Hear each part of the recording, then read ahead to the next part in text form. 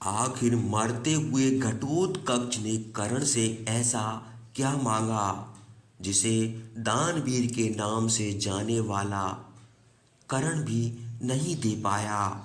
मित्रों, कुरुक्षेत्र की वह रात जिसे इतिहास में कभी साधारण रात नहीं कहा गया। सूर्य अस्त हो चुका था, पर युद्ध का ताप और क्रोध अब भी आकाश में जल रहा था। चारों ओर धुंध की मोटी परत, जिसमें घायल सैनिक की कराह गूंज रही थी। सेना भय में डूबी हुई थी, क्योंकि वे जानते थे रात का युद्ध उनके लिए सबसे बड़ा अभिशाप है और पांडवों के लिए सबसे बड़ा वरदान। विशेषकर जब भीम का पुत्र घटोत्कच युद्ध भूमि में उतरता है, एक विशाल प्रचंड लाल क्रोध से भरा हुआ, मानो पर्वत जैसे स्वयं चलकर आ रहा हो। वो था घटोत्कच, जो भीम का पुत्र और मायावी शक्तियों का स्वामी था। जैसे ही उसके चरण धरती पर पड़े, भूमि तक कांप उठी। कौरव सेना में चीख पुकार मच गई।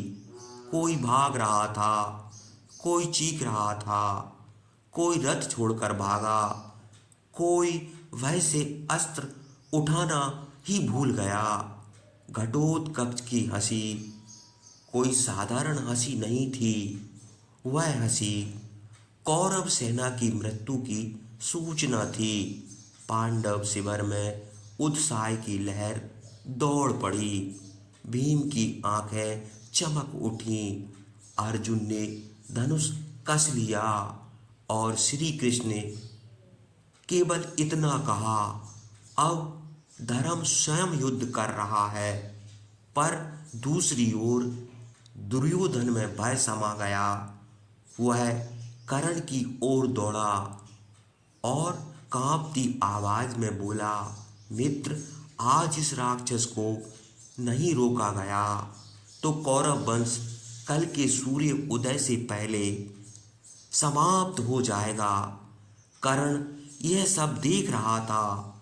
घटोत्कच की माया, उसकी शक्ति और कौरव सेना का टूटा हुआ मनोबल कौन जानता था कि सामान्य अस्त्र इस योद्धा पर प्रभाव नहीं डाल सकते, क्योंकि घटोत्कच केवल एक शरीर नहीं था, वह इच्छा से रूप बदलने वाली चेतना था। कर्ण की उंगलियां कांप रही थीं। उसके कमर के पीछे बंधा हुआ अस्त्र, जिसे उसने बरसों तक संभाल कर रखा था, क्योंकि यह अस्त्र कर्ण को भगवान इंद्रदेव ने दिया था। और अस्त्र को देते समय इंद्रदेव ने कर्ण से कहा था कि कर्ण, इस अस्त्र का उपयोग एक ही बार होगा। वह अस्त्र जिसका प्रयोग केवल एक ही बार किया जा सकता था। इसलिए कर्ण ने वही अस्त्र को अर्जुन के ऊपर चलाने के लिए अपनी तुनीर में रखा था। इसी बात को लेकर कर्ण के भीतर युद्ध भी चल रहा था। एक ओर मित्रता, एक ओर प्रतिज्ञाओं का, एक ओर धर्म और दूसरी ओर अधर्म की सेना। उसी क्षण घटोत्कच ने विशाल रूप धारण किया और सीधे दुर्योधन के रथ की ओर बढ़ा। दुर्योधन चीख पड़ा, कर्ण, अब नहीं तो कभी नहीं। कर्ण जानता था यह वही ईश्वर है जिसके लिए श्री कृष्ण ने वर्षों पहले सब रचा था। उसने पीछे की ओर हाथ बढ़ाया और उस अस्त्र को छुआ, जिसे छूते ही उसके शरीर में बिजली सी दौड़ गई। मित्रों, यह वही अस्त्र था जो पूर्व में इंद्र ने दिया था। वह अस्त्र जो केवल एक ही बार चलाया जा सकता था। वह अस्त्र जो अर्जुन की मृत्यु लिख सकता था। कर्ण के हाथ कांप रहे थे।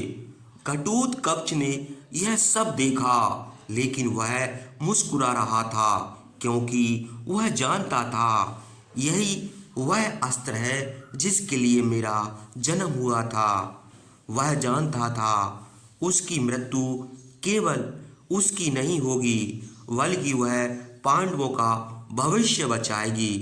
घटोत्कच ने विशालकाय रूप धारण किया, इतना विशाल कि उसका सिर बादलों को छूने लगा। कर्ण की आंखों से आंसू बह निकले, पर उसके हाथ रुके नहीं। उसने शक्ति अस्त्र उठाया और पूरे बल से आकाश की ओर फेंका। क्षण भर के लिए सब कुछ शांत हो गया। घटोत्कच की आंखें फैल गईं, उसका शरीर डगमगाया और वह धीरे धीरे नीचे गिरने लगा। विशाल शरीर जहां जहां गिरा, वहां वहां कौरव सेना दबती चली गई। भीम चीख उठा, अर्जुन का धनुष गिर पड़ा और कृष्ण ने आंखें बंद कर लीं। घटोत्कच मरा नहीं था, वह अभी सांस ले रहा था। कर्ण बिना कुछ सोचे उसके पास दौड़ा।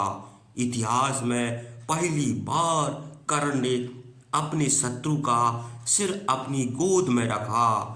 घटोत्कच की आवाज कमजोर हो चुकी थी। उसने कहा, आज मैं हारा नहीं, आज मैं सफल हुआ हूँ। कर्ण बोला, हे वीर, तुम्हारा बलिदान व्यर्थ नहीं जाएगा। घटोत्कच मुस्कुराया और बोला, मेरी एक इच्छा है। कर्ण झुक गया और बोला, आदेश करो।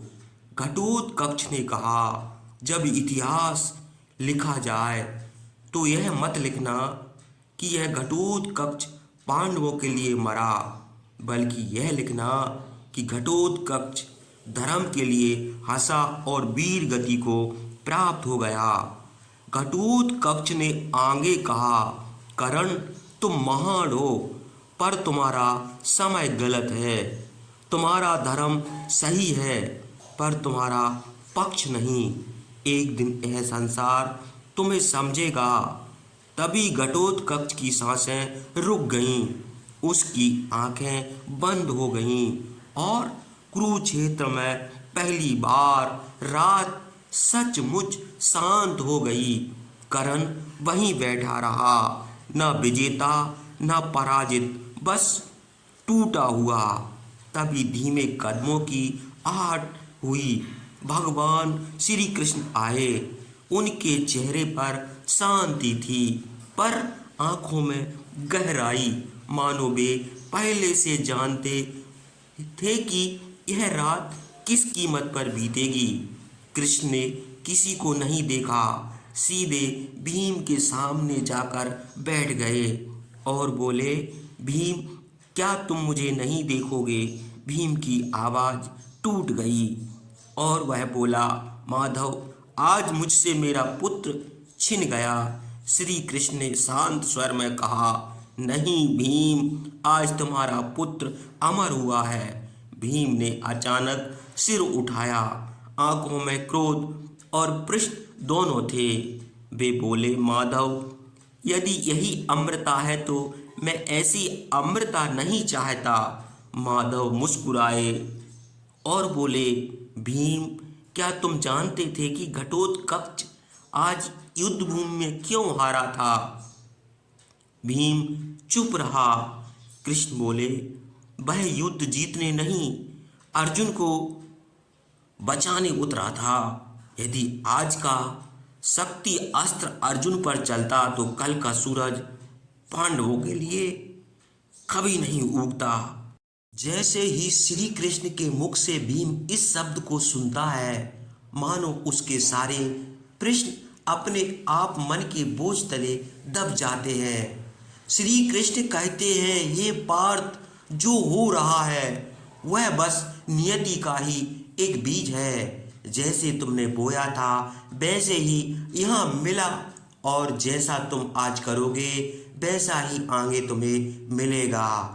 और इतना कहकर श्री कृष्ण वहां से अपने शिविर की ओर चले गए। पांडवों को अपने वीर पुत्र घटोत्कच के वध का बड़ा दुख हुआ और वे सभी शोक में डूब गए। रात बड़ी डरावनी लगने लगी। मित्रों, आप सभी को जय श्री कृष्णा, जय जय श्री कृष्ण।